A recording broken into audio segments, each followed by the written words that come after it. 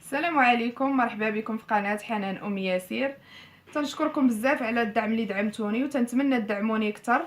واليوم خرجت لكم على نطاق الطبخ وجبت لكم واحد الوصفه اللي زوينه للكحبه. انا شخصيا جربتها للولد ديالي اللي كان محن بزاف بالكحبه، وتنشكر الصديق الزوج ديالي اللي عطاها ليه.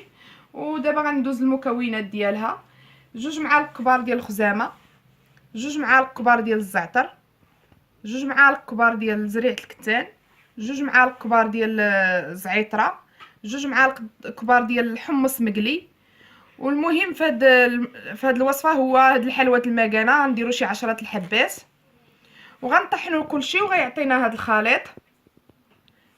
نديرو في شي قريعه ديال الزيت ونوليو نعطيوهم لا الكبار لا الصغار، معلقه قبل الفطور صغيره، ومن يبغي ينعس عطيه معلقه صغيره. وتفكروني وتنتمنى تعجبكم هاد الوصفه، والسلام عليكم.